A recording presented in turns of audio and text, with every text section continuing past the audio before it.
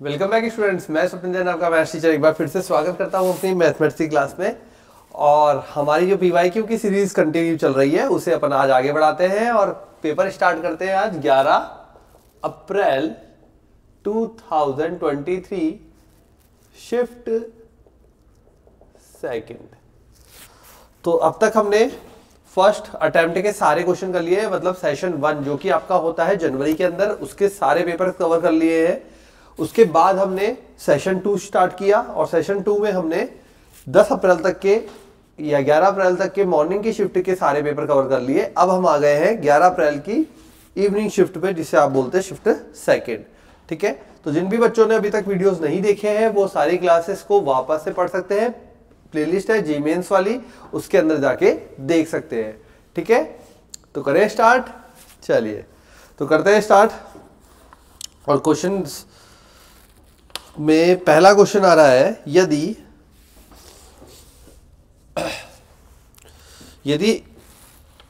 f(x) जो define है वो इस प्रकार से है कि भाई x plus 1 x less than 0 और mod of x minus 1 x greater than equal to 0। ये तो हो गया f(x).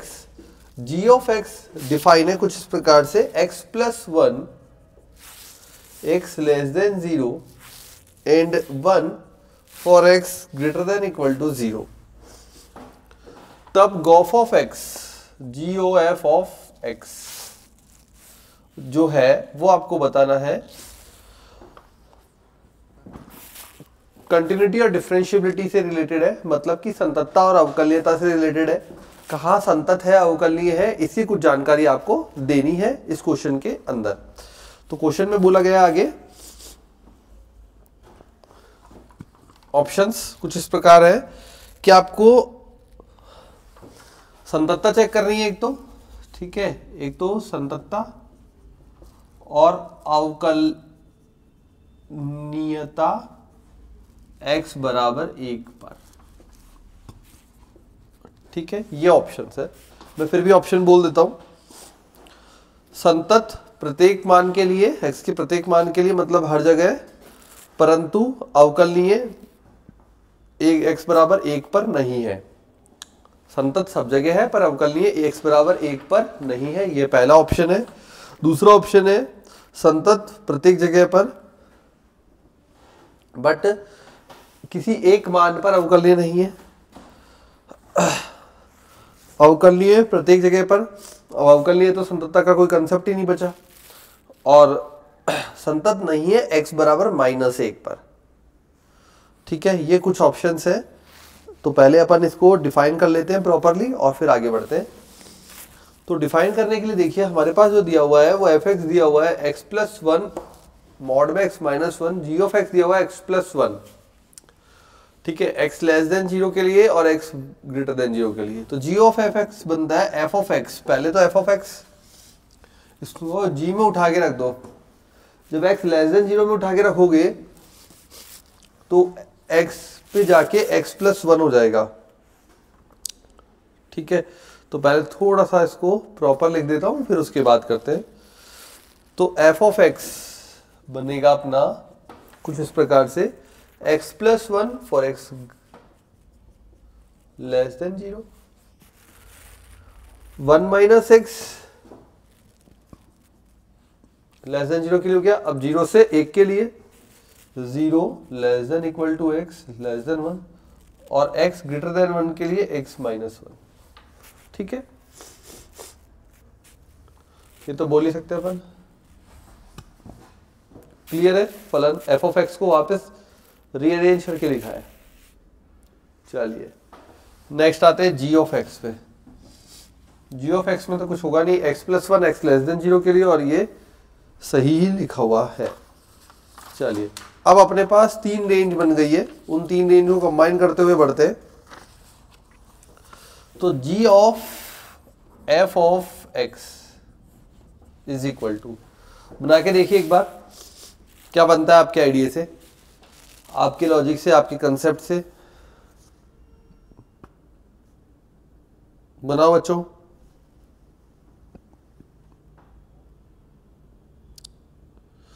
लिख के देखो, गलत होगा वापस सही कर लेंगे। लिखो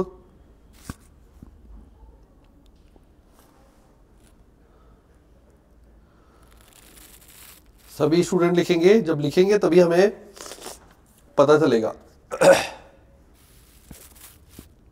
कि हम सही बना रहे हैं या गलत।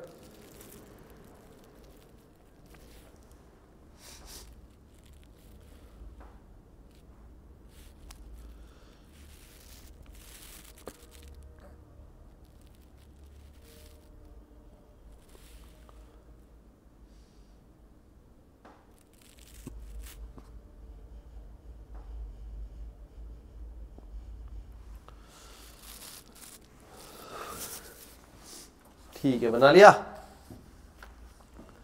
चलो देखते हैं भाई। तो देखो यहाँ पे x लेस देन 0 है, ये भी x लेस देन 0 है, इसको उस पर कंबाइन करेंगे और यहाँ 1 माइनस एक्स है, g of f of x 1 minus x 2 minus x हो जाएगा, है ना।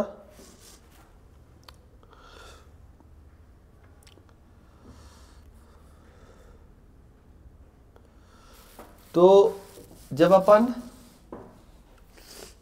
x लेस देन 0 के लिए बात कर रहे हैं,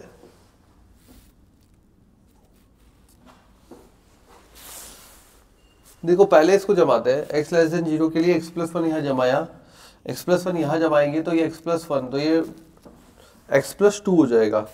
दिस बिकम्स x प्लस 2। अब हम बोल रहे थे x लेस देन 0, बट यहाँ पे x प्लस 2 हो गया, तो x की वैल्यू क्या होनी चाहिए, लेस देन -1। ठीक है, क्या किया फिर से समझिए। देखो ये x प्लस 1 यहां जमेगा तो ये बन जाएगा x plus 1 plus 1, that is, ठीक है, x plus 1 plus 1, x plus 2 हो गया। अब यहां x लेस देन 0 है। x लेस देन 0 कैसे है भाई, 0 से छोटा रहना चाहिए हमेशा। तो 0 से छोटा रहना चाहिए, तो वो जब भी पॉसिबल है जब यहाँ पे भाई 0 से छोटा रखोगे, यहाँ पे तो -1 रख सकते हो, -2 रख सकते हो, -3 रख सकते हो, मतलब नेगेटिव है। तो यहाँ x की वैल्यू -1 से छोटी रहनी चाहिए, तभी ये पॉसिबिलिटी मैच करेगी। तो वही पॉसिबिलिटी को मैच कराया है, तो मैच कराने के लिए x लेस देन -1 हो गया। उसके बाद आते हैं अब ग्रेटर देन केस के लिए, तो x greater than equal to -1, ये 1 है, यहां पे जाके g ऑफ, इसमें कोई फर्क ही नहीं पड़ेगा, तो ये 1 ही रहेगा।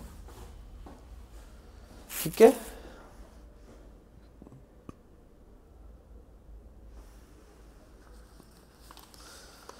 आ गया। अब अगर बात करें x बराबर -1 पर, तो संतत प्रत्येक जगह है, संतत है। तो आपको क्या चेक करना पड़ेगा, अवकलनीयता। और अवकलनीयता कहां कहां पे चेक करनी है, एक तो x बराबर 1 पर, तो x बराबर 1 तो इसमें बिंदु ही नहीं बन रहा, वो तो अंदर ही चला गया, तो चेक करने की जरूरत ही नहीं है। कहां पे चेक करनी है, x बराबर -1 पर।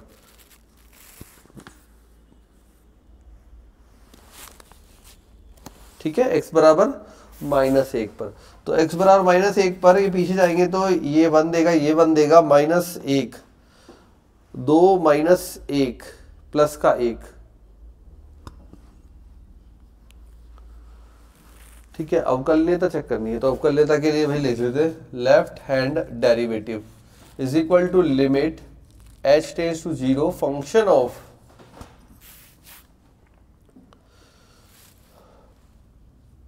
-1 minus function of -1 minus h divided by h।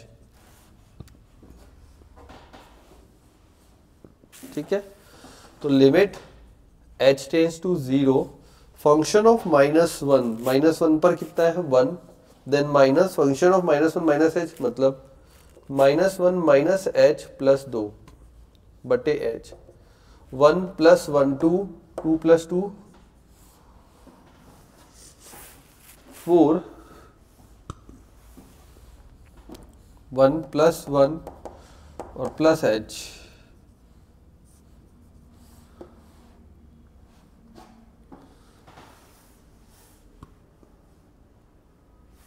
Sorry गड़बड़ कर दी क्या मैंने, अच्छा -2 हो जाएगा ना, तो ये तो 0 हो जाएगा, तो प्लस h इक्वल टू 1 आ जाएगा। Right hand derivative limit h tends to 0 function of -1 plus h minus function of -1 divided by h is equal to limit h tends to 0 divide by h -1 plus h. ये क्या value है? -1 plus H, मतलब -1 से ज्यादा है तो 1 minus function of 1 is equal to 0। 0 आ गया, 1 आ गया। Left hand derivative is not equal to right hand derivative, इसलिए x बराबर -1 पर अवकलनीय नहीं। ठीक है, x बराबर -1 पर अवकलनीय नहीं। तो ये हो गया हमारा पूरा फाइनल आंसर। संतत है पर अवकलनीय नहीं है x बराबर -1 पर। तो यहां पे आपको बिंदु नहीं दिया गया था, तो बिंदु अपन ने निकाल लिया, x बराबर -1 पर अवकलनीय नहीं।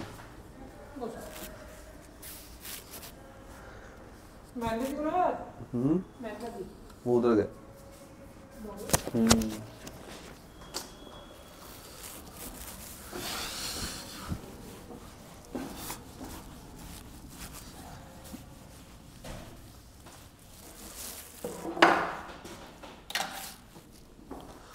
चलो करें नेक्स्ट क्वेश्चन।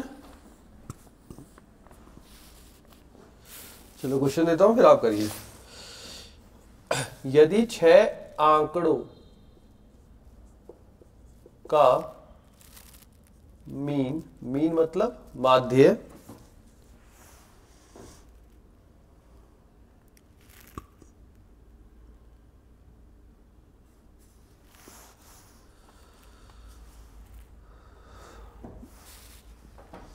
छह आंकड़ों, कौन कौन से 6 आंकड़े? 1 2 4 5 x y का मीन बराबर 5 और प्रसरण मतलब वेरिएंस बराबर है 10।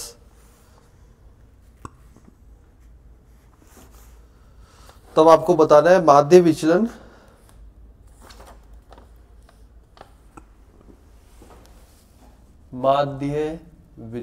Mean deviation.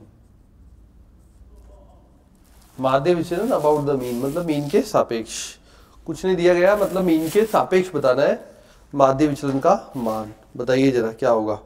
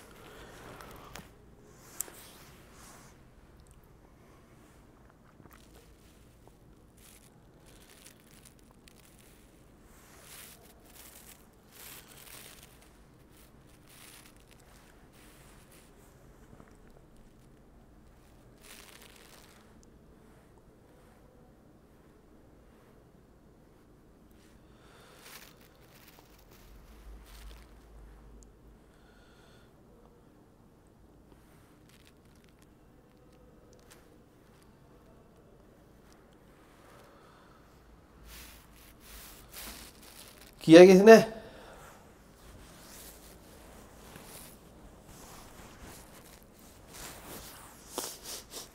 मीन डेविएशन तो निकालना है बेटा।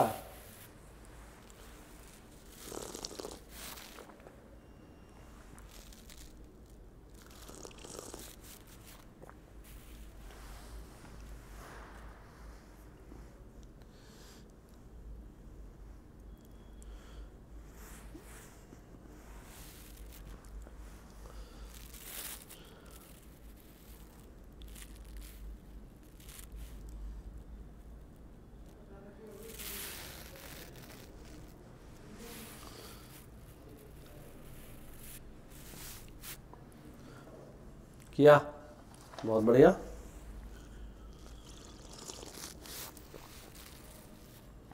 क्या किया भाई, मीन का फॉर्मूला लगाया, ठीक है। माध्य बराबर 1 + 2 + 4 + 5 + x + y डिवाइडेड बाय 6 आंकड़े। माध्य का मान 5 6 पंजे 30 बराबर 5 4 9 10 11 1 12 plus x + y, x + y = 30, 30 में से 10 गया 20, 20 में से 2 गया 18। Equation number 1, this is first data, ठीक है।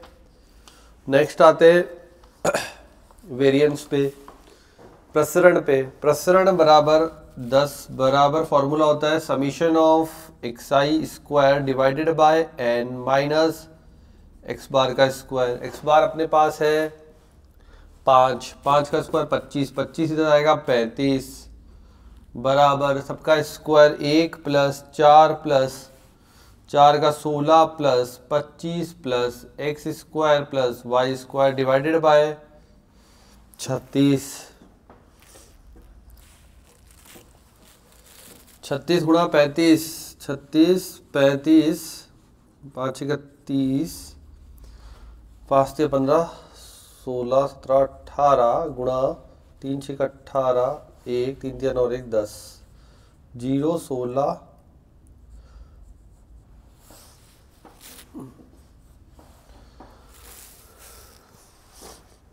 20 और 1 21 20 20 40 45 और 1 46।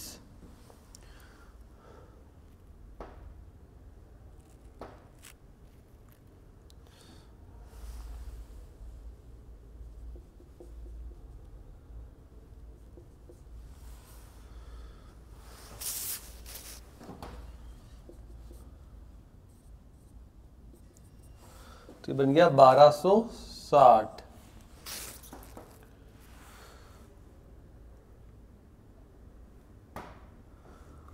माइनस,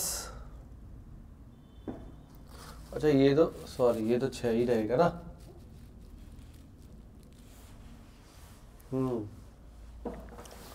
6 पंजे 30 6 3 18 19 20 21 210 बराबर ये पूरा हो गया 25 और 20 45 और 1 46 प्लस x² + y²। मतलब हमारे पास आ गया x² + y² बराबर 210 में से 46 गया तो 200 में से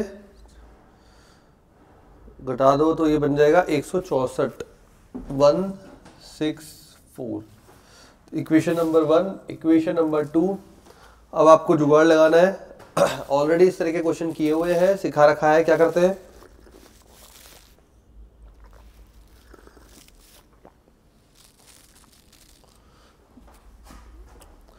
अपने पास x² + y² है, x - y के होल स्क्वायर को हम क्या लिख सकते हैं, x² + y² - 2xy। सो x - y के होल स्क्वायर को हम लिख सकते हैं x + y का होल स्क्वायर - 4xy।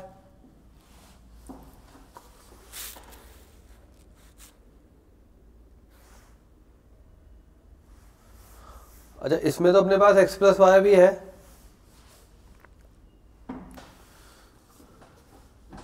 अच्छा इसमें तो इतनी जरूरत ही नहीं है, तो पहले ये कर लेते हैं x + y का होल स्क्वायर बराबर 18 का स्क्वायर, ठीक है सिंपल सा 18 का स्क्वायर करो भाई।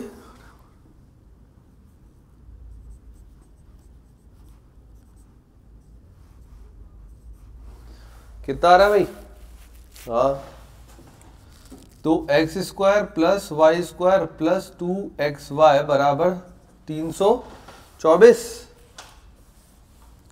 यहाँ पे ये मान अवेलेबल है x² + y² का कितना 164, तो 2xy बराबर 324 माइनस 164 2xy बराबर 4 में 4 गया 0 32 16 तो xy बराबर 80 एक वैल्यू और आ गई, एक्स वाई की आ गई, एक्स प्लस वाई की अवेलेबल है, एक्स माइनस वाई की निकाल सकते हैं, अब तो निकाल सकते हैं ना। तो x माइनस वाई का होल स्क्वायर बराबर 324 माइनस x माइनस वाई बराबर 324 में से 320 गया 4 होल स्क्वायर में, तो x माइनस वाई बराबर या तो +2 या -2। ठीक है, चलो x प्लस वाई बराबर 18 है, x माइनस वाई बराबर 2 है। दोनों को हल करते हैं, दोनों को जोड़ा तो x बराबर 18 2 20, 20 का 10 आ गया। अगर x 10 आया तो y बराबर आ गया 10, तो 8 आ गया। इसमें ये दोनों को जोड़ा तो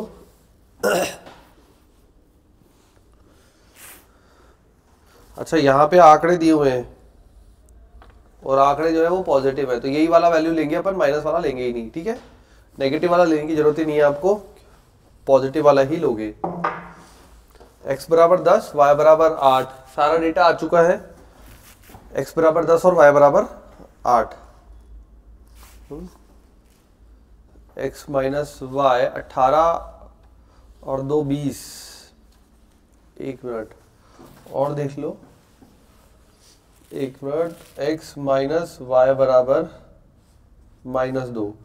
अगर इसमें दोनों को जोड़ा तो y कट गया, तो x बराबर 8 आ गया और y बराबर 10 आ गया।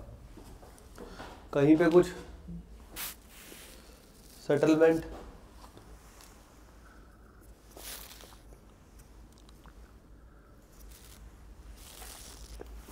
ठीक है, कोई सा भी ले लो, कोई फर्क नहीं पड़ता, डेटा यहाँ पे ही जाएगा। ठीक है,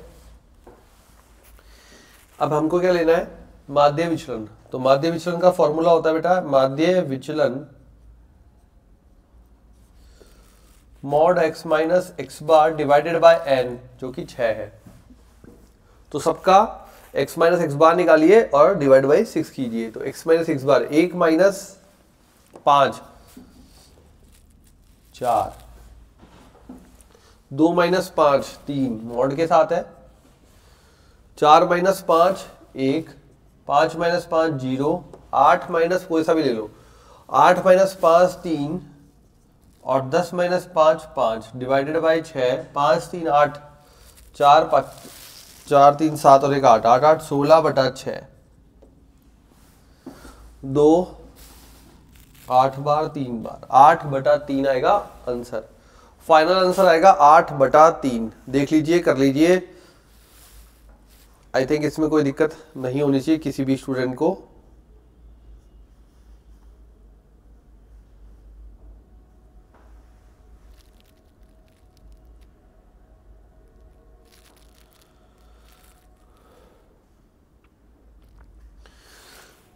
ठीक है, हो गया।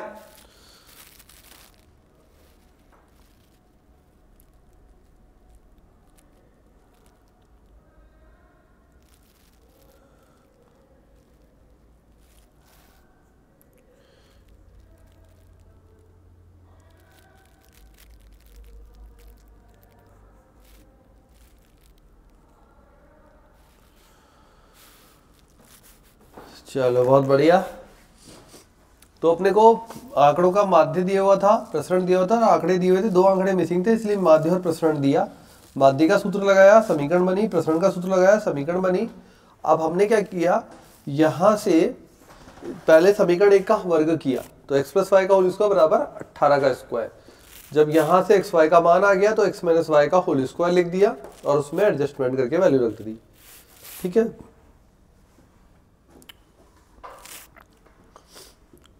ये आ गया x और y का मान। कोई भी मान में कोई दिक्कत नहीं है, 10 8 8 10 कोई सा भी ले लो, क्योंकि दोनों पॉजिटिव में ही आ रहे हैं, तो 8 10 10 8 कोई सा भी ले लो, वो सारा यहाँ पे जाके तो वही वैल्यू बननी है। तो माध्य विचलन करना था, तो माध्य विचलन x माइनस एक्स बार का मॉड होता है डिवाइड बाई n। ओके, फॉर्मूले थोड़े से आपको तैयार रखने पड़ेंगे बेटा, और लॉजिक भी कि कब कहाँ किस तरीके से रास्ते को घुमाना है सॉल्व करने के लिए। ठीक है। बट क्वेश्चन जो था वो इजी कैटेगरी में से था। तो बढ़ते आगे इजी कैटेगरी में से।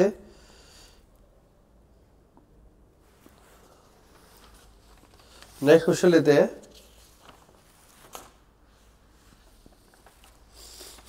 अगला प्रश्न है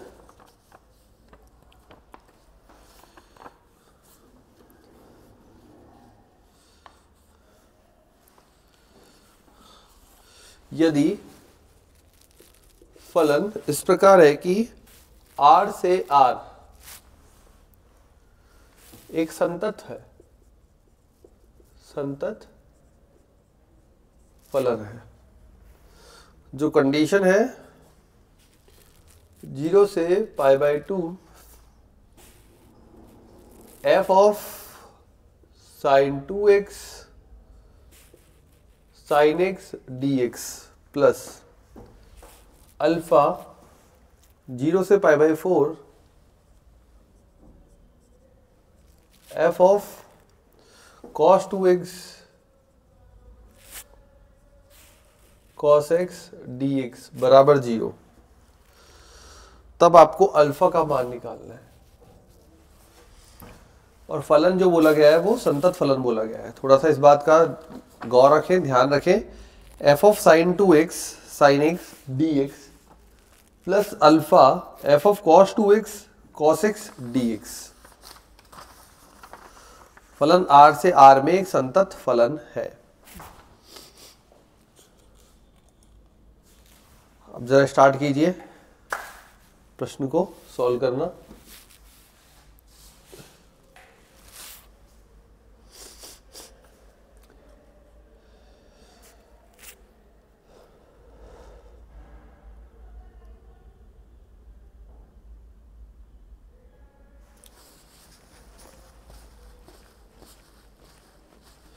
देखो पहले वाले में जो लिमिट है वो π/2 तक जा रही है और दूसरे वाले में लिमिट जो है वो 0 से π/4 तक जा रही है। तो क्या करें स्टेप्स में?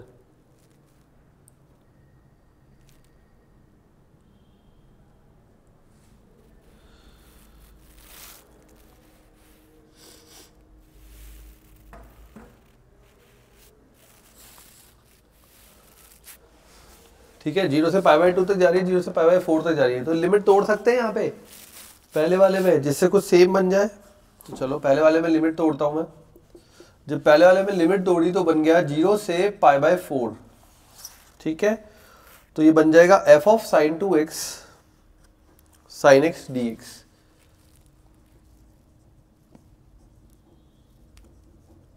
प्लस π/4 से π/2 f of sin 2x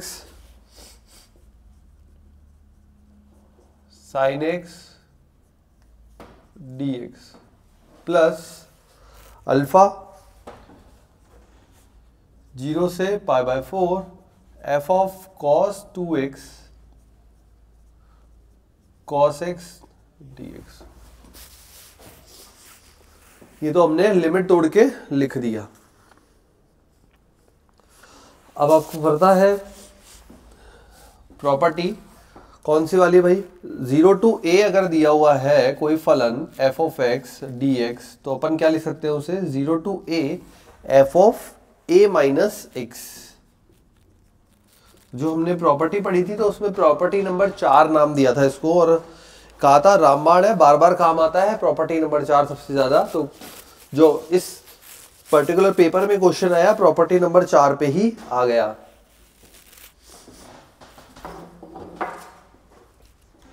use करनी पड़ेगी f ऑफ x। अगर लिमिट 0 से a है तो अपन क्या करते हैं, दोनों लिमिट्स को जोड़ते हैं, 0 plus a that is a minus x लिख सकते हैं। तो कहां कहां पे लिखोगे? देखो क्यों लिख रहे हैं, देखो यहां पे लिखते ही साइन जो है वो कॉस में बदल जाएगा, साइन ऑफ 2x। ठीक है,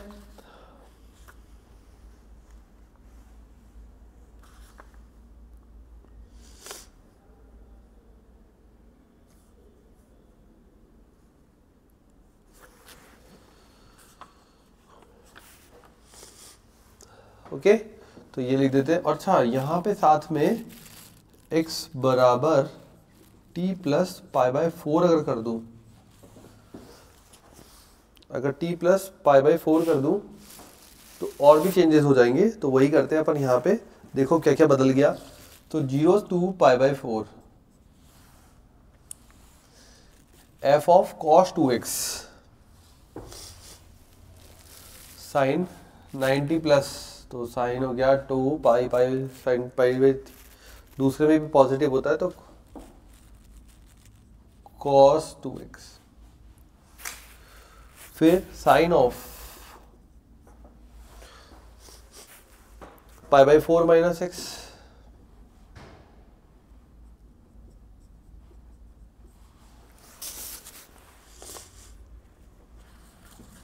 dx plus 0 to pi by 4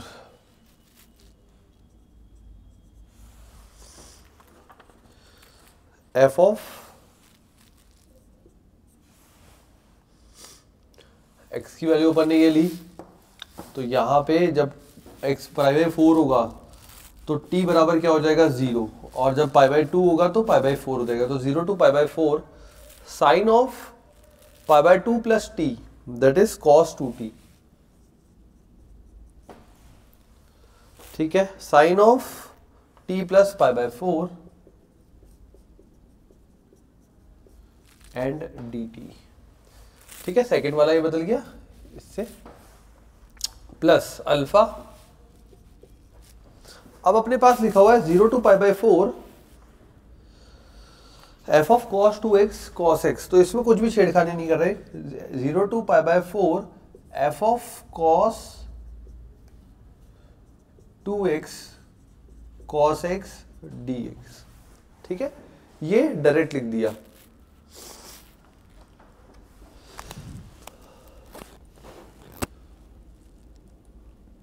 उधर वाला डायरेक्ट लिख दिया। अब 0 to pi by 4 f of cos 2x सबके पास आ रहा है, देखो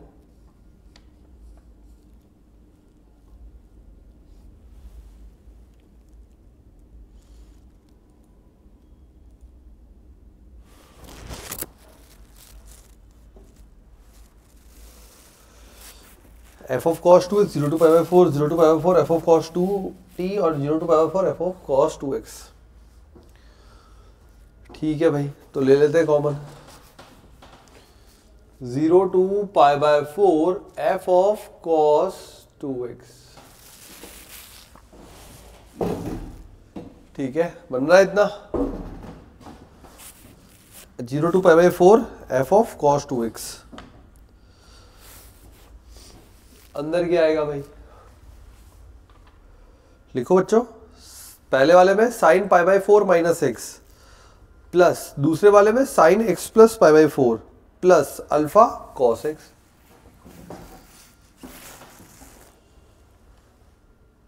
ठीक है ना, तो यह आ जाएगा sine pi by 4 minus x plus sine pi by 4, इसको भी अपन ने x की फॉर्म में लिख दिया, तो पाई बाय 4 प्लस एक्स। पहली प्रॉपर्टी से t को आप x में, x को t में किसी भी रूप में लिख सकते हैं बिना कुछ चेंज किए। ठीक है, प्लस अल्फा कॉस एक्स ये dx। मंजिला ब्रैकेट ओपन किया था तो मंजिला ब्रैकेट ही क्लोज करेंगे।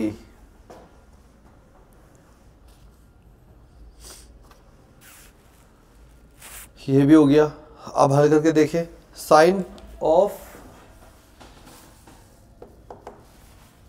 Sign A cos B minus cos A sine B, sine A cos B plus cos A sine B, वो दोनों बाद वाले कट जाएंगे। Sine A cos B 2 times हो जाएगा 2 साइन ए कॉस बी, 2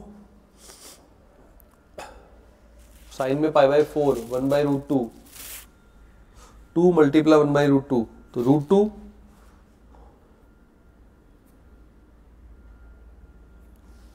ठीक है। तो ये हल किया तो ये बन जाएगा अपने 0 to pi by 4 f of cos 2x। Solve कर लो इसे, अंदर बन रहा है root 2 cos x plus alpha cos x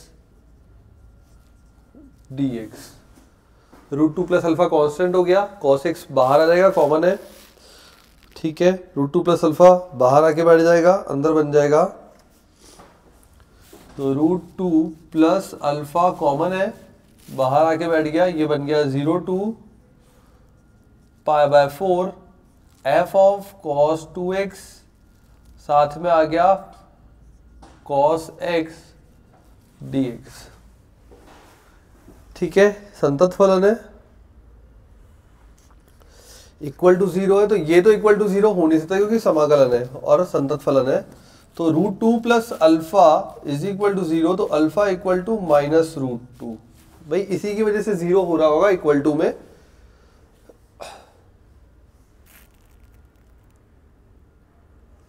तो इसलिए 0 चल रहा है ना इक्वल टू में, तो ये इक्वल टू में 0 चल रहा है टोटल, ये चल रहा, ये चल रहा और ये चल रहा, तो या तो ये 0 या ये 0, तो ये 0 हो नहीं सकता क्योंकि ये तो समाकलन है, तो इंटीग्रेशन में जो वैल्यूज प्लस होंगी तो ये 0 नहीं बन सकता। वैल्यूज इस प्रकार से डिफाइंड है, ठीक है। तो यहाँ पे केवल √2 प्लस अल्फा बनता है, तो अल्फा बराबर माइनस √2 एक पॉसिबिलिटी बनती है जो इस फलन को या पूरे इंटीग्रेशन को 0 कर सकती है। आया समझ में? एक बार वापस देख लीजिए पूरा समाकलन। ये क्वेश्चन गिवन है, R से R एक संतत फलन है, फलन हमने क्या किया, सबसे पहले इसमें तो लिमिट को ब्रेक किया, यहाँ से 0 से π/2 तक था और ये 0 से π/4 है, तो 0 से π/4, π/4 से π/2 लिमिट ब्रेक करके दोनों सेम तो एक बना दी। अब इसको सेट करना था, इसको सेट करने के लिए हमने ये मान लिया x बराबर t प्लस π/4, जिससे तीनों सेम टाइप दिखने लग जाए। और इसमें प्रॉपर्टी लगा दी क्योंकि ये साइन में चल रहा था यहाँ, जबकि कॉस है, ठीक है, तो कॉमन लेने में दिक्कत आ रही थी, तो यहाँ पे प्रॉपर्टी लगा दी ये वाली। तो इस वाले में तो प्रॉपर्टी लगाई है, सेकंड वाले में ये अप्लाई किया है, थर्ड वाले में कुछ भी नहीं किया है, ओके। तीनों एक साथ किया तो ये कुछ इस प्रकार से बन गया, कॉमन आ गया। कॉमन आने के बाद यहाँ पे फॉर्मूला लग गया, या तो sine C plus sine D लगा दीजिए, या फिर आप वो नहीं लगाना चाहें तो sine of A plus B और sine of A minus B open कीजिए, दोनों को ऐड कीजिए, बनेगा √2 cos अल्फा टोटल को सॉल्व करने पर, और प्लस का अल्फा cos अल्फा x है ही, √2 cos x आ गया और प्लस का अल्फा cos x है ही, ठीक है। दोनों में से cos x कॉमन आ गया, cos x फलन में है और √2 प्लस अल्फा कांस्टेंट है, बाहर आ गया, इक्वल टू में 0 चल रहा है स्टार्टिंग से ही, तो आप ये कह सकते हैं कि या तो वो 0 या वो 0। अब वहां 0 की पॉसिबिलिटी है नहीं, इसलिए यहाँ पे 0 मैनेज हो जाएगा, तो अल्फा बराबर माइनस √2 बनता है इसका हल। अल्फा का ही मान निकालना था हमें, तो ये होता है क्वेश्चन कंप्लीट, ठीक है बेटा।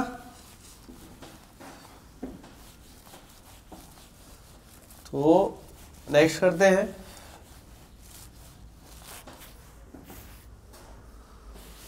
चलिए नेक्स्ट क्वेश्चन।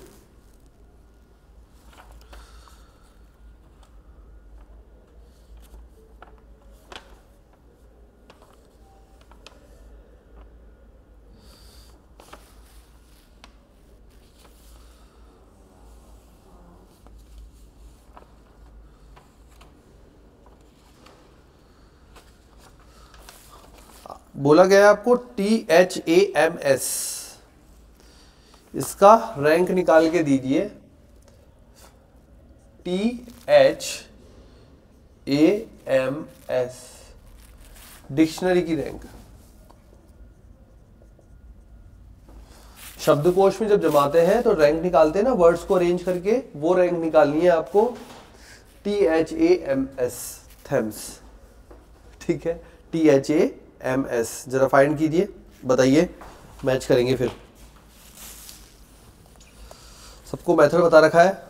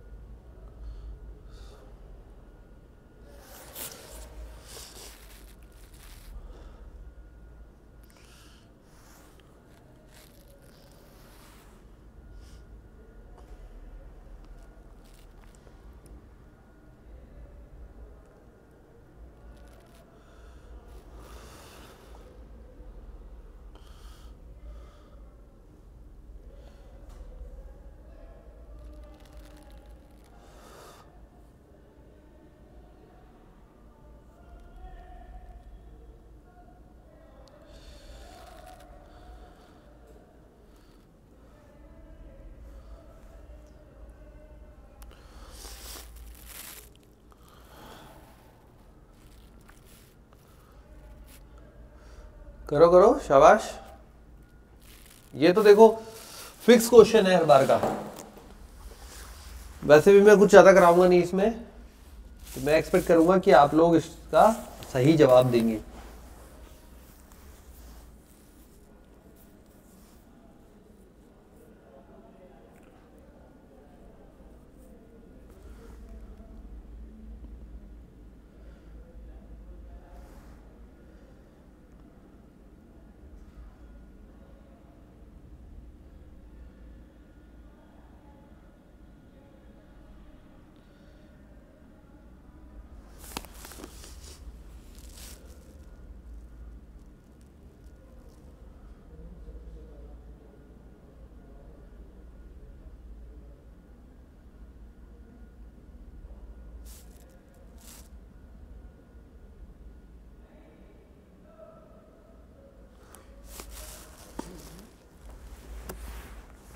हाँ भाई, जमाया, बहुत बढ़िया।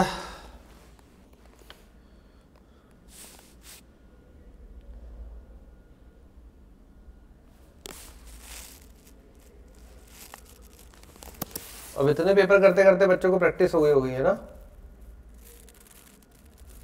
रैंक वाले क्वेश्चन तो कर देंगे।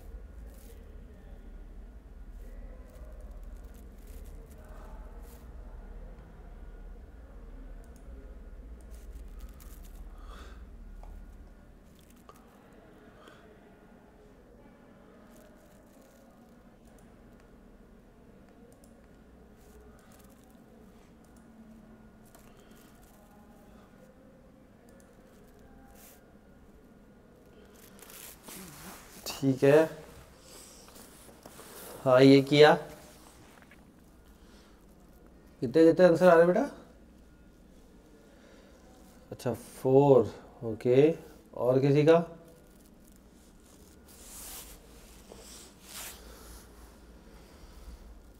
नाइन्टी 98 नहीं,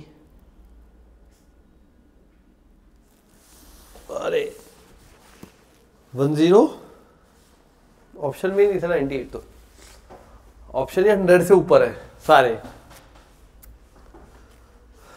करो करो, ट्राई करो। हाँ ये जरूर बैठ सकता है। 103 ये है भाई, 102। अच्छा चलो देखते हैं। सबसे पहले इसको अपने क्रम में जमाते हैं। A B C D E F G H I J K L M N O P Q R S T। ठीक है, जम गया। A H M S T। तो पहले A से बनाएंगे 1 2 3 4। तो A से बनने वाले फैक्टोरियल 4 H M S, सबसे बनने वाले फैक्टोरियल 4 फैक्टोरियल 4 फैक्टोरियल 4। यही बैठेगा क्या? चलो A से बन गए, आप पहुंच गए T पर। T पर आते ही आप वापस टी ए लेंगे। अब आपको H तक जाना है, टी ए लेंगे तो ये कितना बनेगा? फैक्टोरियल 3। फैक्टोरियल 3 हो गया। फिर टी एच पे आ गए। टी एच पे आते ही ए आएगा, ए भी सही है। फिर एम आएगा और एस आएगा। बस इतना ही आएगा क्या? यही आ रहा है मेरा, तो देखो एक बार। Factorial 4 4 3 2 4 3 12 24 24 24 24 and 24। 3 दूनी 6 और 1 6 4 10 तो 4 8 4 3 12 4 16 16 4 20 22 और 1 23 का 3 हासिल लगी 2 2 दूनी 4 6 2 4 2 5 10 103। किस किस का आ गया था बेटा? 103। वेरी गुड, शाबाश। जिनका 103 आंसर आ गया था, बहुत बढ़िया। इजी था ना?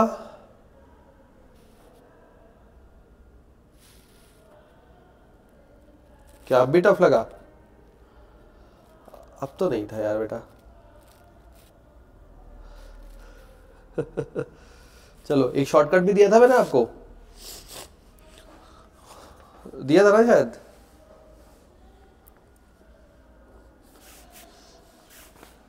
भाई अपन को क्या निकालना है? THAMS, इस क्या निकालना है? ठीक है, मेथड फर्स्ट मेथड सेकंड। ये जिसको ये बेस्ट लगे ये करो, कोई दिक्कत नहीं है, मैं तो बता रहा हूँ बस शॉर्ट में। तो ये A फर्स्ट नंबर, उसके बाद H सेकंड नंबर, उसके बाद M नंबर 3, फिर S नंबर 4 और T नंबर 5। ये तो हो गया, नंबरिंग सिस्टम डाल दिया इस पे। ठीक है, अब T के राइट में कितने हैं जो इससे कम है? 1 2 3 4, 4 है इससे कम। H के राइट में कितने हैं जो इससे कम है? 2 से कम 1 ही है, 1 से कम नहीं है 0, 3 से कम जी नहीं है, 4 से कम नहीं है। Factorial 0, factorial 1, factorial 2, factorial 3, factorial 4 आपस में मल्टीप्लाई कर लीजिए। 4 factorial 4 plus 1 factorial 3 plus 0 plus 0 plus 0, ये पूरा आने के बाद +1 कर लीजिए, आंसर सेम आ जाएगा। ठीक है, शॉर्टकट समझ में आ गया। इसको जमाया, ये जो आपको फाइंड करना है। ठीक, उसके बाद अल्फाबेटिकली इसकी नंबरिंग लिखी अपन ने, यहाँ पे जमाया था ना AHMST, तो उसी के हिसाब से A को फर्स्ट नंबर, H को सेकंड नंबर, M को थर्ड नंबर, S को फोर्थ और T को फिफ्थ, नंबरिंग कर दी। अब यहाँ आप T से शुरू करेंगे, T के नंबरिंग 5 है और वहां पे देखें राइट साइड में उससे पहले कितने आ रहे हैं, तो 5 से पहले 4 आ रहे हैं, 1 2 3 4, इसलिए 4 लिखा है। उसके बाद H से देखें राइट साइड में कितने आ रहे हैं, तो नंबरिंग इसकी 2 है, 2 से नीचे केवल 1 आता है, तो 1 आ रहा है इसलिए 1 लिखा। इसकी A की नंबरिंग 1 है, 1 से नीचे कुछ भी नहीं, 0। M की नंबरिंग 3 है, 3 से नीचे राइट साइड में देखना है, 3 से नीचे कोई नंबरिंग है क्या? नंबरिंग 4 है, नहीं, 3 से नीचे नहीं है, दैट्स वाई 0। और S तो लास्ट है ही, उससे राइट साइड में कुछ भी नहीं है तो 0। Factorial 0, factorial 1 1 2, factorial 3 4। ठीक है, राइट साइड से फैक्टोरियल 0 1 2 3 4 चला दिया। अब आपस में मल्टीप्लाई कर लिया और लास्ट में 1 जरूर जोड़ना है, क्योंकि आपको जो नंबर पे जाना है वो नेक्स्ट नंबर कहलाता है, इसलिए मल्टीप्लाई जरूर करना, 1 जरूर जोड़ना है। ठीक है, तो ये हो गया अपना एक और क्वेश्चन कंप्लीट। इजी क्वेश्चन था, आई होप आपने कर लिया होगा बच्चों। जो बच्चे ऑनलाइन देख रहे हैं घर से, उन लोगों को भी ये तो आता ही होगा, है ना। तो चलो इसी क्रम में एक और इजी क्वेश्चन लेते हैं। बाइनोमियल एक्सप्रेशन है 1 + x की पावर n + 2, 1 + x की पावर n + 2। ठीक है, इसके 3 क्रमागत पदों का अनुपात, 3 क्रमागत पदों का अनुपात 1:3:5 है।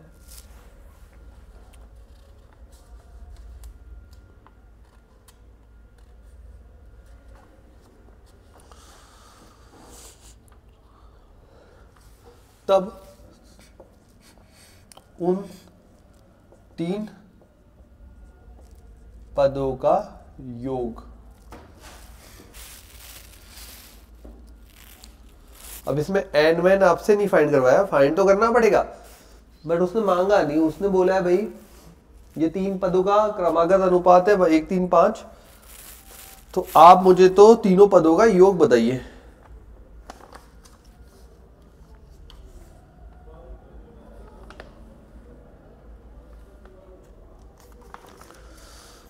बताओ भाई तीनों क्रमागत पदों का।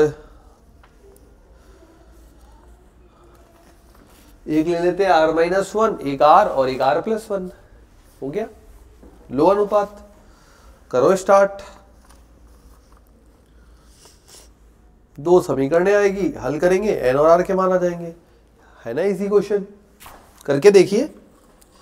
इजी और टफ का पता तो करने के बाद पता लगेगा बच्चों।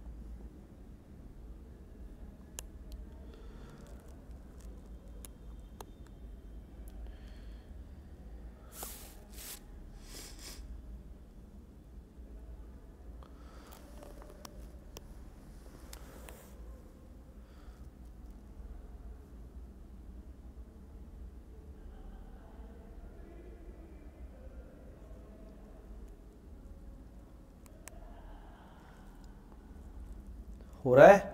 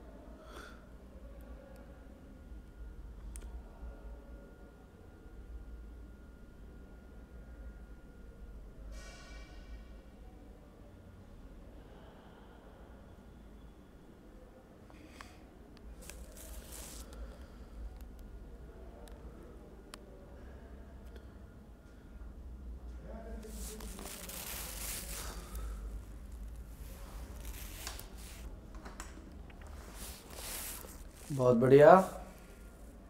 किस किस का हो गया?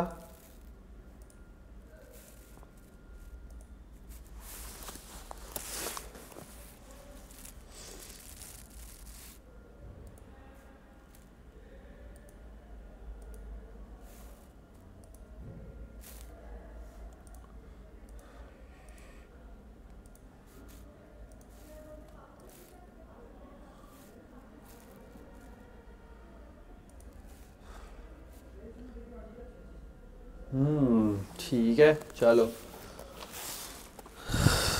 कह रहे हैं ऑप्शन आ रहा है क्या, n बराबर 5। ओके, देख लेते हैं। मैंने बोला आपको r माइनस वन, r और r प्लस वन ले रहा हूं मैं, तो यहां पे जब r माइनस वन लोगे तो देखो क्या बनेगा, n plus two C are minus one अनुपात n plus two C r अनुपात n plus two C r plus one. अभी भी जिसका नहीं हुआ है बेटा आप करो, सेल्फ करो, थोड़ा टाइम लगेगा बट करो, ठीक है। ये कुछ फिक्स क्वेश्चंस है जो हर पेपर्स में आ रहे हैं, तो अगर ये भी नहीं हो पा रहे इसका मतलब हम सारे से जी मेंस का रास्ता बहुत दूर हो जाएगा। तो एटलीस्ट ये क्वेश्चंस आप सेल्फ करिए।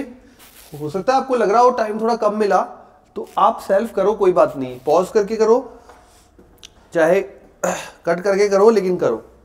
फिर बाद में मिलान करना, जब नहीं हो या हो जाए तो आप आंसर मिलान करेंगे। ओके या चलिए, तो ये बन रहा है अपना n plus two C are minus one, n plus two C r और n plus two C r plus one, जो कि आपको दिया हुआ है 1:3 अनुपात 5। तो दो दो के जोड़े में ले लेते हैं। पहला मैं ले रहा हूं n plus two C are minus one, that is factorial n plus two divided by factorial n plus two minus are plus one, तो बन जाएगा n minus are plus three, n minus are plus three, और factorial r minus one multiply, जब यहां आएंगे तो factorial n plus two factorial r factorial n plus two minus R, तो n minus are plus two, ठीक है, is equal to, पहला मैंने ये रखा है तो 1/3। चलिए ये तो डायरेक्ट कट हो गया, r यहां बाहर आएगा और बच जाएगा r माइनस वन, वो कट हो जाएगा। नीचे वाले में से प्लस थ्री है तो n minus are plus three बाहर आएगा 1/3। ओपन करना तो आता है फैक्टोरियल को, कोई दिक्कत नहीं। इसको बाहर निकालोगे, इसको बाहर निकाल, अच्छा ये तो छोटा है ना, तो इसको बाहर निकालोगे यहाँ पे, तो ये r बाहर आएगा, r माइनस वन अंदर पैक हो जाएगा, r माइनस वन से r माइनस वन कट हो जाएगा। सिमिलरली यहाँ पे ये बड़ी वैल्यू है, ये छोटी वैल्यू है, तो इसको बाहर निकालोगे, अंदर बनेगा n minus are plus two, वो यहाँ डायरेक्ट कट हो जाएगा और ये बच जाएगा आपका सेट। वज्रगुणा करेंगे, ये बनेगा n माइनस आर प्लस तीन बराबर 3r, इधर लोगे n minus 4r plus three,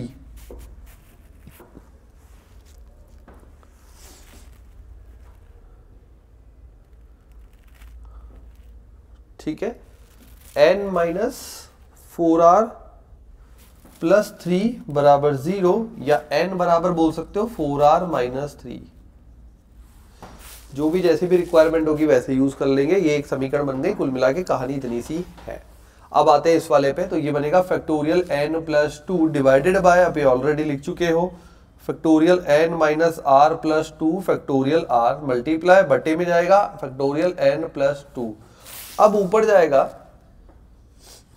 N plus 2 minus r minus 1, तो एन माइनस आर प्लस 1 साथ में जाएगा factorial r plus 1 is equal to 3/5।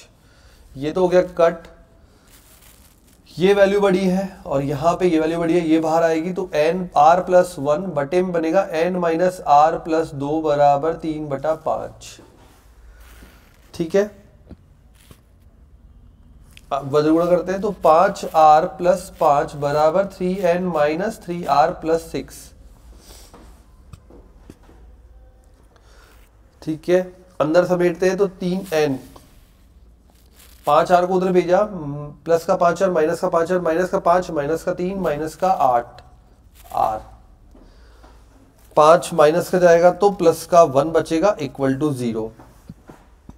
दोनों समीकरण हल करनी है, इसका मान उसमें डाल देते हैं। ये मान रखा तो 3 से गुणा होके 4 दिया 12r minus 9 minus 8r plus 1 बराबर 0। 12 माइनस 8 4r बराबर 8, r बराबर 2। सही था, किसी स्टूडेंट का आया था ना r बराबर 2। ठीक है, तो r बराबर 2 आ गया। r का मान 2 रख दे किसी भी समीकरण में, इसी में रख देते हैं तो n बराबर आ जाएगा 4 दूनी 8 माइनस 3 5। अब तीनों पदों का योग निकालना है, वो तो निकाल ही लोगे। हाँ, जवाब मिल रहा है, शाबाश। 63 इज राइट आंसर।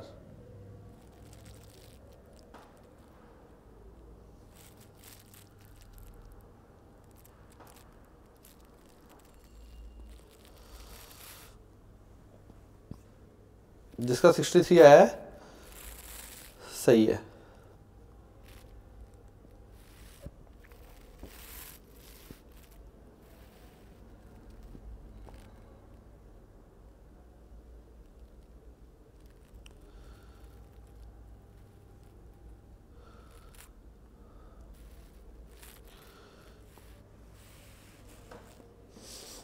अच्छा ठीक है, चलो 5, तो ये बन जाएगा 5 प्लस 2 7 C1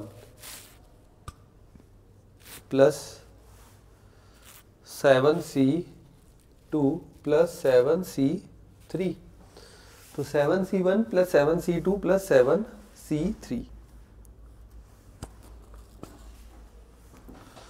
निकाल लेते हैं। ये तो हो जाएगा 7 7 6 7 21,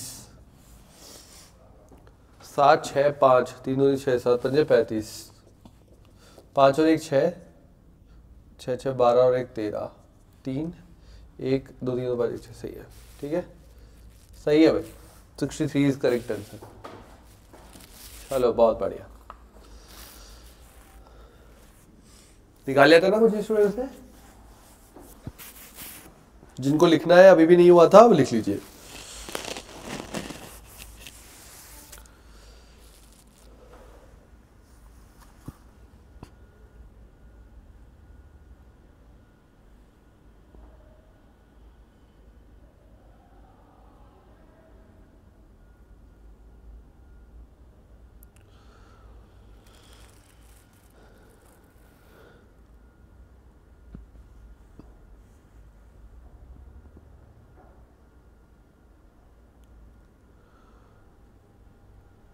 लिख लिया, ओके,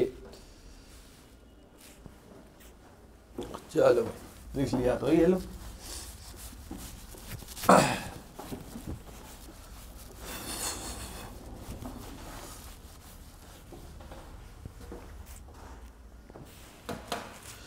एक और लेते हैं।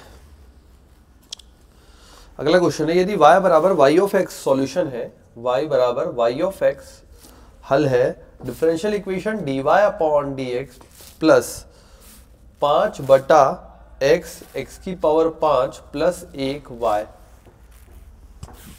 बराबर x की पावर 5 प्लस 1 का whole square divided by x की पावर 7 x ग्रेटर देन 0। यदि y ऑफ 1 बराबर 2 y ऑफ 1 बराबर 2, तब y ऑफ 2 का मान बताइए। करिए भाई। हाँ, पहले तो बताइए कौन सी डिफरेंशियल इक्वेशन है, फिर शुरू कराएं।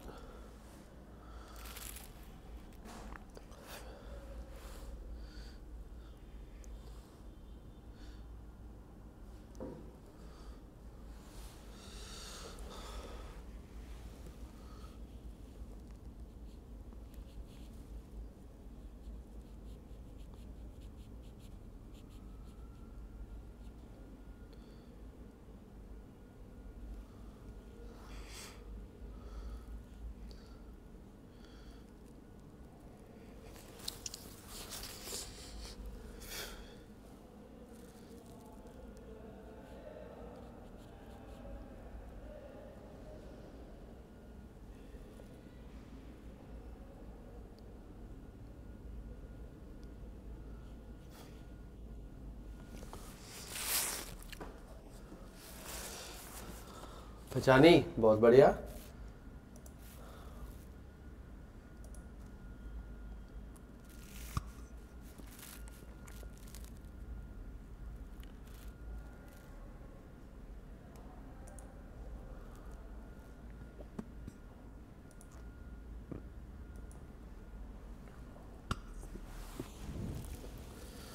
करो यार, डिफरेंशियल इक्वेशन तो सॉल्व करो बच्चों।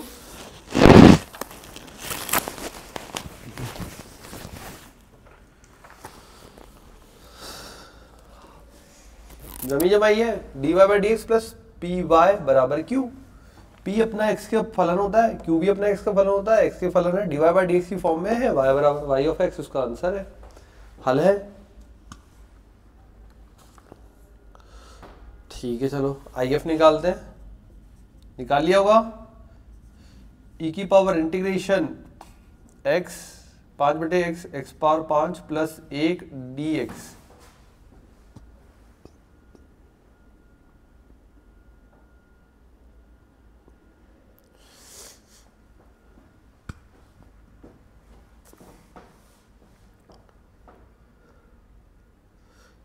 क्या करें इसमें?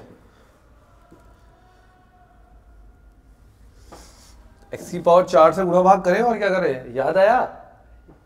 अपने एनसीईआरटी की बुक का क्वेश्चन है ये। 1/x ब्रैकेट में x की पावर n प्लस 1 dx, और उसमें संकेत भी लिखा हुआ है, याद हो तो। x की पावर n माइनस 1 से गुणा भाग करें, बस वही करना है यहाँ पे। तो समाकलन पहले पूरा अलग से हल कर देता हूँ, जिससे आराम से। तो 5 x की पावर 4 से गुणा भाग किया, अंदर आ गया x की पावर 4 से गुणा किया तो 5 आ गया, x की पावर 5 प्लस 1 dx। 5 प्लस 1 बराबर t, तो 5x4 dx बराबर dt। इसके बाद यहीं पे देखो 5x4 dx, तो ये बनेगा dt x की पावर 5, तो t और t माइनस 1। तो यहाँ पे 1/t t माइनस 1 बराबर होता है a/t प्लस b/t माइनस 1, आंशिक भिन्न। यार मैं कर दूंगा, फिर तुम बस टीप लोगे यार, मजा नहीं आएगा ऐसे।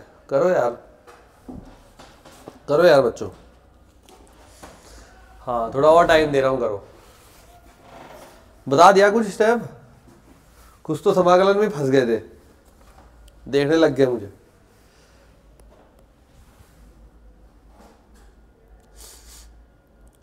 काम नहीं बनेगा ना अपना।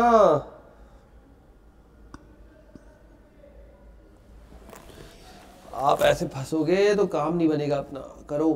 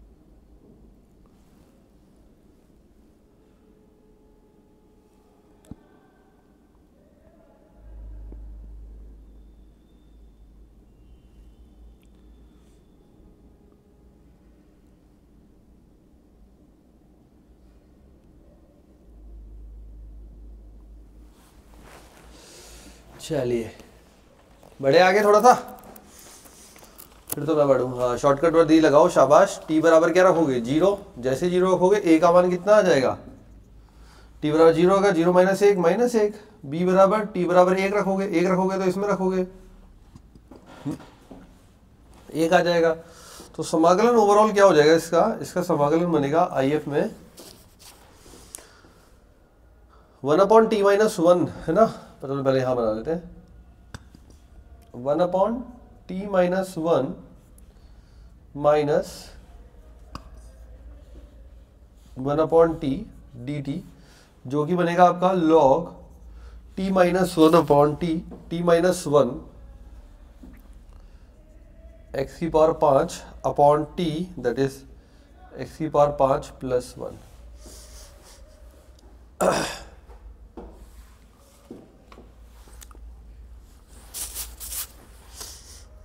हो गया।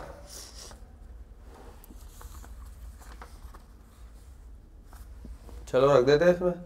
तो e की power log base e x की पावर 5 अपॉन x की पावर 5 प्लस 1, जो कि बनेगा x की पावर 5 अपॉन x की पावर 5 प्लस 1। ये है समाकलन गुणांक। समाकलन गुणांक ने ही अच्छी खासी मेहनत करा दी स्टूडेंट से, उसको इतना कुछ सोचने को मजबूर कर दिया कि भाई इसको क्या गुणा भाग करना है, और एनसीईआरटी में से घुमा के ले गया। ठीक है, चलो हल लिखते हैं। हल बनेगा y dot I F, that is x की पावर 5 अपॉन x की पावर 5 प्लस 1 इंटीग्रेशन। अब क्या होता है? आई एफ x की पावर 5 अपॉन x की power 5 plus 1 dot q x की पावर 5 प्लस 1 का whole square divided by x की पावर 7 dx प्लस c।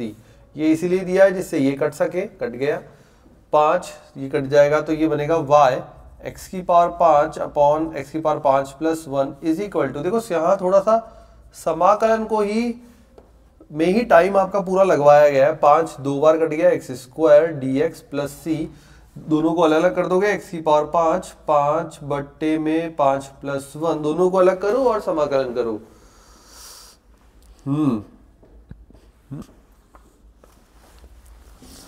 5 बटा 2, 5 minus 2 3, x cube plus x की power minus 2 dx plus c y x की power 5 upon x की power 5 plus 1 बराबर x cube का x power 4 upon 4 x की power minus 2 का minus 2 में प्लस 1, दैट इज माइनस 1, तो माइनस 1 तो ये माइनस का कर देगा 1 अपॉन एक्स प्लस सी। वैल्यू पुट करते हैं x बराबर 1 पर y बराबर 2, x बराबर 1 पर y बराबर 2 करिए पुट। जैसे पुट करेंगे x बराबर 1 पर y बराबर 2, x बराबर 1 1 बटा 2 2 1 बटा 2 1 बटा 4 माइनस 1 प्लस सी, 2 से 2 कट गया, 1 प्लस 1 2 माइनस 1 बटा 4, 2 माइनस 1 बटा 4 कितना बचा बच्चों? 8 माइनस 7 बटा 4, तो c का मान आ जाएगा 7 अपॉन 4। c का मान आ गया 7 बटे 4 सॉल्व करने पर, और ये रहा आपका पूरा हल। इसमें c का मान पुट कर देते हैं। y ऑफ 2 निकालना है, ओहो बड़ी बड़ी वैल्यूज निकालनी है। लिख लिया गया, मिटाऊंगा बेटा, जिसने नहीं नोट डाउन किया लिख लीजिए।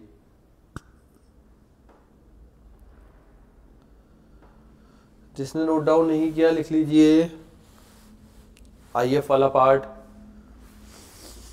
ठीक है, तो जी मेंस में ऐसे क्वेश्चन भी आते हैं लास्ट की शिफ्ट तक जाते जाते, जिसमें आईएफ में भी बच्चे फंसने लग जाते हैं, जबकि वो एनसीईआरटी से ही लिया है ना। तो यार कब कंसेप्ट आता है लेकिन ध्यान में आना भी जरूरी है, तो वो प्रैक्टिस से ही आएगा आपको याद कि कब कहाँ कौन सा कंसेप्ट मुझे यूज करना है। अब ये आता होगा बहुत बच्चों को, बट यूज करना नहीं आया तो फिर किस काम का बताओ? नहीं है ना कोई काम का।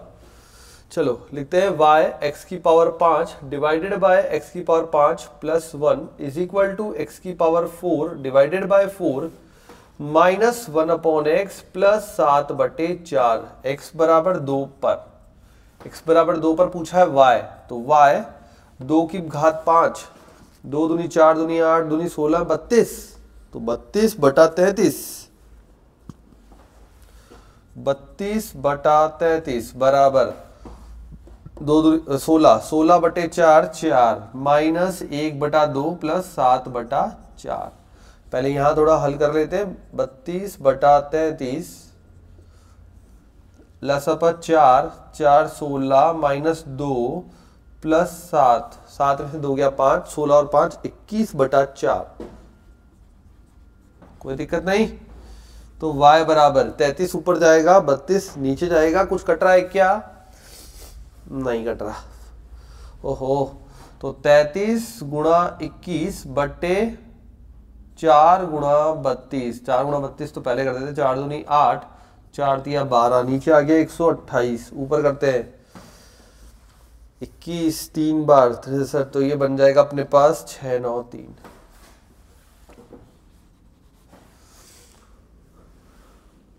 ठीक है, कुछ इस टाइप का बनेगा फाइनल।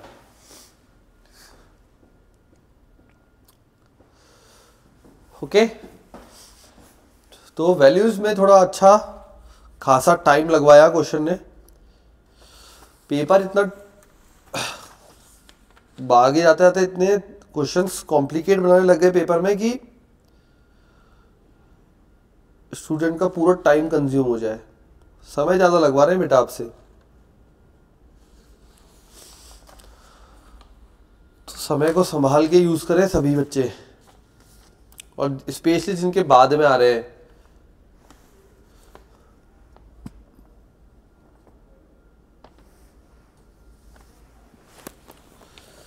चलो नेक्स्ट क्वेश्चन करते हैं।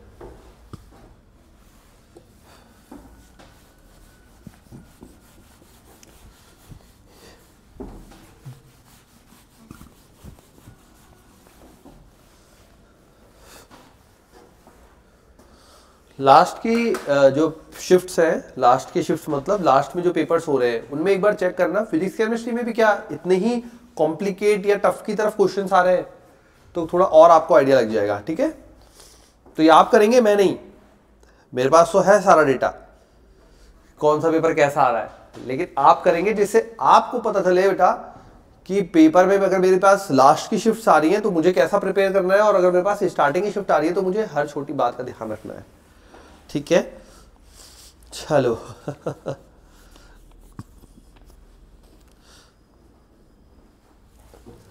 यदि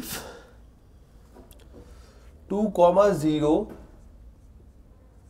केंद्र से बनने वाले सबसे बड़े वृत्त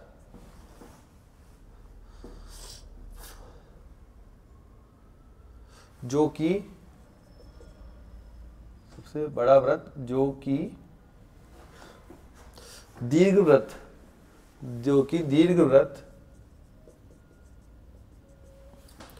x² प्लस 4y² बराबर 36 में है कि त्रिज्या r है। ठीक है, तो एक दीर्घवृत्त बना हुआ है जिसकी समीकरण हमें दी हुई है x² प्लस 4y² बराबर 36। इस दीर्घवृत्त में 2,0 सेंटर से बनने वाला सबसे बड़ा वृत्त की त्रिज्या है r।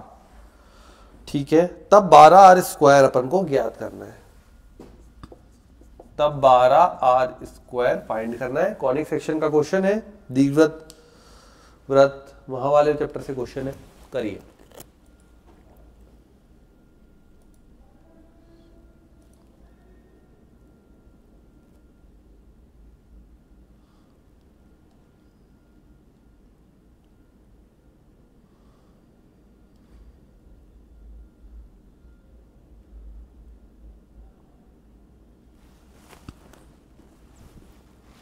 कीजिए भाई।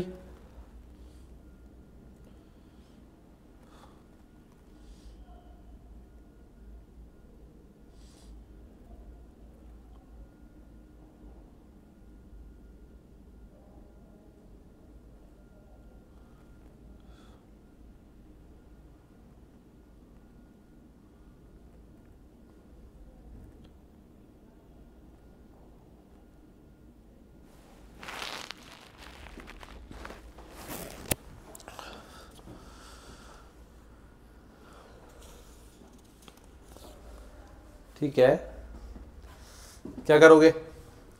दीर्घवृत्त बोला है,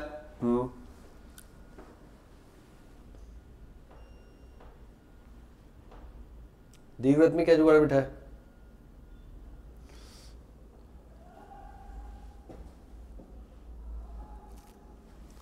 दीर्घवृत्त की समीकरण हो जाएगी एक्स स्क्वायर बटा 6 का स्क्वायर प्लस वाई स्क्वायर 3 का स्क्वायर बराबर 1। ठीक है, सबसे बड़ा वृत्त है तो छुएगा। ठीक है, तो अपन क्या करते हैं, अभिलंब की समीकरण निकाल लेते हैं।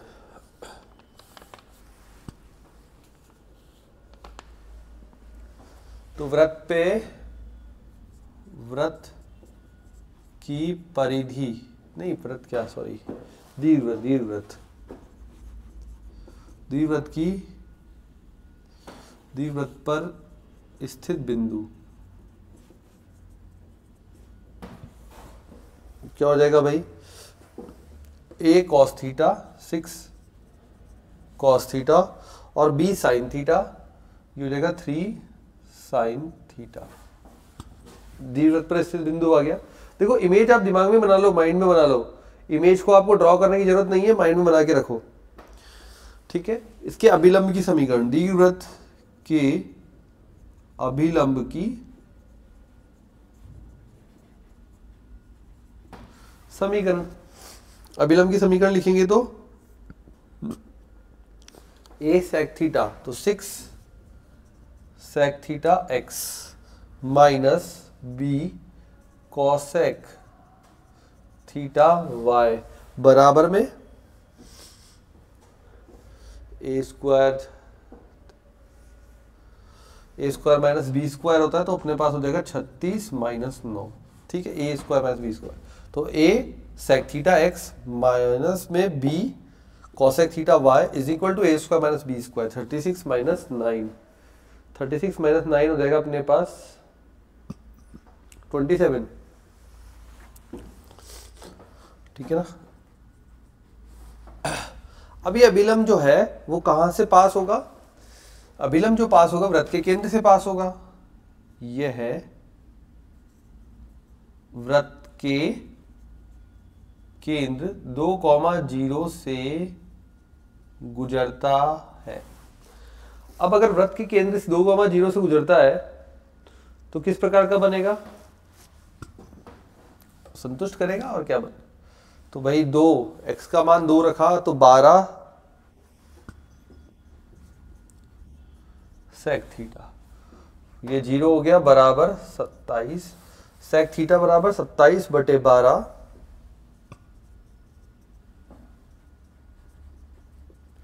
3 9 27 3 चौक 12 सेक थीटा आ गया, तो कॉस थीटा आ गया 4/9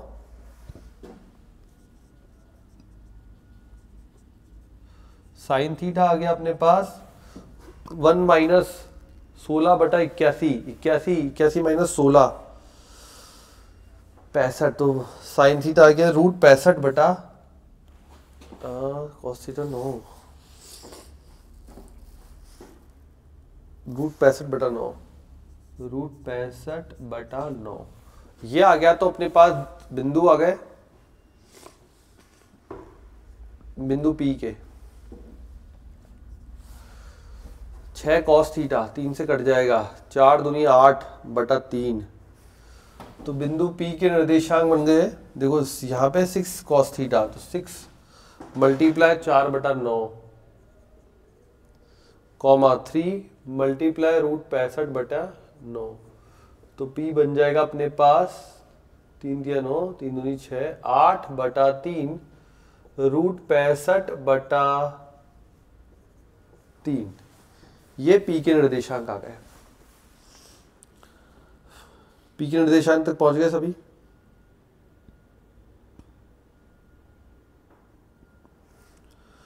ठीक है, P बिंदु कहां पर है? P बिंदु स्थित है भाई दीर्घवृत्त पर, और वृत्त का केंद्र है, तो वृत्त के केंद्र से दूरी ज्ञात कर लेते हैं इसकी। तो वृत्त के केंद्र से दूरी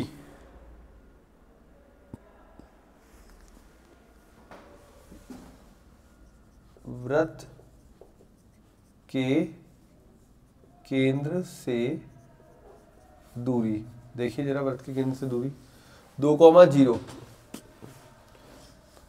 तो 8/3 माइनस 2, 3 दूनी 6, 2 8, 2/3 का वर्ग 4/9, सही है ना। तो ये बन जाएगा अपने पास √ 8/3 माइनस 2, 8/3 करो बेटा तब भी, 8/3 माइनस 2 6, 8 में से 6 गया 2, 2/3, 2/3 का वर्ग 4/9 प्लस ये तो वैसे डायरेक्ट हो जाएगा, तो 65/9, 65 और 4 69/9, तो √ 69/3। और वृत्त के केंद्र से दूरी, देखो वृत्त क्या होगा, टच करेगा किसको, दीर्घवृत्त को, क्योंकि सबसे बड़ा है, सबसे बड़ा दीर्घवृत्त जो बन सकता है वो टच करते हुए बनेगा, और जब टच करते हुए, क्योंकि यहाँ पे ये बड़ा अक्ष है तो टच करते हुए बनेगा, तो ये बन गया अपने पास R, तो 12R² इज इक्वल टू 12 मतलब 4 × 69।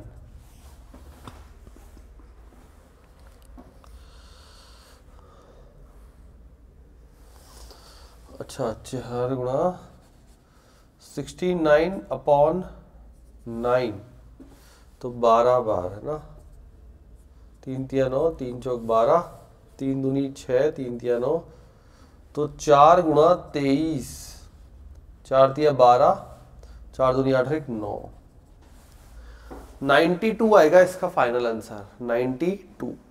देख लीजिए एक बार सारी कैलकुलेशन सभी बच्चे चेक कर लें।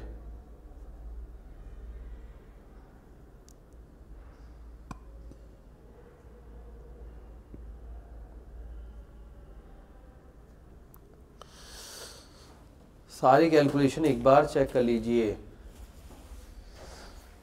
2,0 के केंद्र से बनने वाला सबसे बड़ा वृत्त जो कि दीर्घवृत्त में है कि त्रिज्या R है, तब आपको 12R² निकालना है। तो सबसे पहले आप दीर्घवृत्त बनाइए दिमाग के अंदर ही, आपको ड्रॉ करना है, ड्रॉ कर ली रफ में। तो ये जो A है X पे बड़ा रहेगा और Y पे छोटा रहेगा। जब बनाओगे सबसे बड़ा वृत्त तो टच करते हुए बनेगा, ठीक है। अच्छा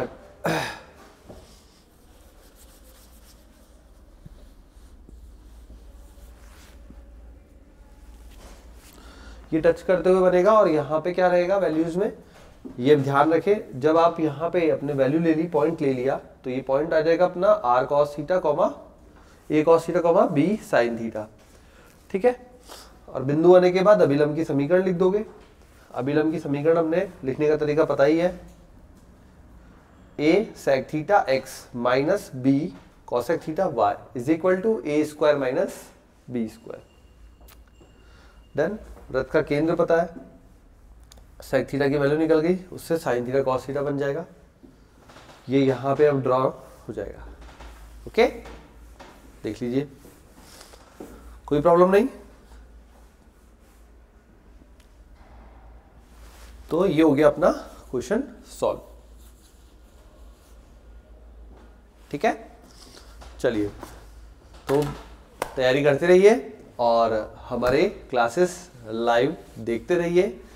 आपके लिए 12th की जो इम्पोर्टेंट क्वेश्चन की सीरीज है वो भी स्टार्ट हो गई है, तो उससे भी जुड़े सभी student, physics, chemistry, maths, bio, जो भी आपका सब्जेक्ट है साइंस स्ट्रीम में, सभी की क्लासेस लग रही है, जिसमें रिवीजन भी मिलेगा आपको और इम्पोर्टेंट क्वेश्चंस भी मिलेंगे, ठीक है। तो इसी उम्मीद के साथ कि बच्चे कर रहे हैं तैयारी बहुत बढ़िया तरीके से, और जल्दी ही पेपर होने वाले हैं। आज 8 जनवरी हो चुकी है और आपको पता ही है आपके जो जी मेंस के एग्जाम है बच्चों, 24 जनवरी से अटेम्प्ट फर्स्ट का फर्स्ट पेपर स्टार्ट है। तो जल्दी ही आपके एडमिट कार्ड भी आने लग जाएंगे। जैसे ही एडमिट कार्ड आ जाए जरूर हमें कमेंट करके बताइए। तो मिलते हैं अपने अगली क्लास में, तब तक के लिए बाय बाय बच्चों।